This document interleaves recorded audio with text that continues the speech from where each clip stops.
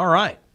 Good Sunday evening or afternoon. Feels like the evening. It's hard to keep track of time when you can't see the sun, right? Meteorologist Alex Carter with you here in the Fox 54 Digital Weather Center. Another edition of Weather Aware Live, keeping you up to date through this system. Again, this morning, not very significant accumulations for much of the area, and that's a good thing. We were spared the worst of those impacts, but areas like Washington, Lincolnton, McCormick, Edgefield, these spots did see some sleet, did see some freezing rain, even very isolated pockets of southern Aiken County getting in on a brief dusting of snow. How about that? So again, we've got different dynamics in different parts of the area. Aiken County this morning did have no warming layer. It didn't have a layer of air, if you will, where the snow melts and then freezes on contact with the ground. It just all stayed snow all the way down. And, we're seeing some radar trends for some of that right now in our northernmost counties. But again, thanks for joining us this evening for another edition of Weather Aware Live. Nora, no need to be scared about this. I promise. No need to be scared about it. Again, we're monitoring some trends for freezing rain that is trying to move back in to our area. So just want to make you aware of that as we head into the next few hours. Let's go ahead and show you Doppler radar right now. And, again, we're getting some sleet changeover right now in Thompson, Washington, Crawfordville, Washington, Lincolnton, up near McCormick. And let's go ahead and show you that. Take it full, and there we go. Right there, Warren County, Glasscock County, you're right on that very thin line. This is what we were talking about.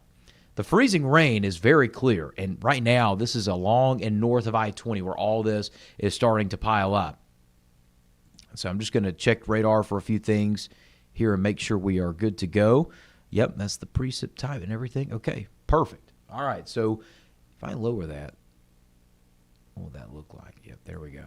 So let's go ahead and zoom in here. And, if you're in Augusta, Evans, Martinez, this could be all on your doorstep here pretty shortly.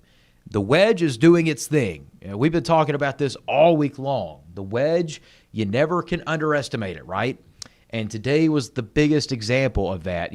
The chance of thunderstorms just never looked very good in the first place. And this is what we're dealing more with right now. Crawfordville getting in on freezing rain. Look at the purple changeover to sleet in Thompson, eastern Warren County. And then we go further towards, say, Appling, Mistletoe State Park, near Cobham Road, if you're familiar with Cobham Road, watching us this evening, and up near Washington, Aonia, Lincolnton, all the purple there. That is some sleet changeover. And Joseph Birch in Wilkes County was reporting some heavy freezing rain that was changing over to sleet pretty heavily in his area, and that matches up with what we're seeing on radar right now. So if you're just joining us, good evening. And we're tracking the return of some freezing rain, mainly along and north of I-20 through the next few hours. I would give it till about 8 o'clock. And then I think a lot of this starts to turn into a colder rain. But we'll see about that.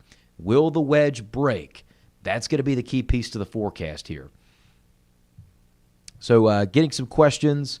So, Crystal, no severe thunderstorms. That is all down to the south. The broad scope of this system is there's tornado warnings down near Albany, Georgia.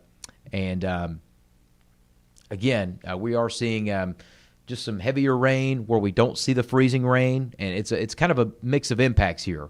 So the heaviest rain is down towards Gibson, down towards southern Warren County. And this is what we're talking about. It's a fine line between a little bit of impact and none. Mayfield, you're getting a cold rain. Warrenton, you're getting sleet right now. That's the difference. That's where that melting layer's at. It's very thin, razor-thin margins that we were talking about. And, again, we're seeing this happening across areas along and north of I-20 at this current time. So any questions, let us know. Actually, Blake, I just saw yours. Do you see a possibility of ice accumulation in Augusta and North Augusta making travel difficult tomorrow morning?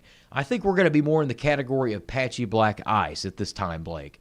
Now, again, depending on the track of this freezing rain, we could see some issues. But again, I think the highest accumulations that we could see in the Augusta Metro from this particular batch is going to be right around 1/10 of an inch. Now, the further north you go, Edgefield, McCormick, Washington, Crawfordville, Thompson, Edgefield, Clarks Hill Lake, we could see additional totals up near about 1/4 of an inch of ice. So we're not done yet. And this is what we were talking about.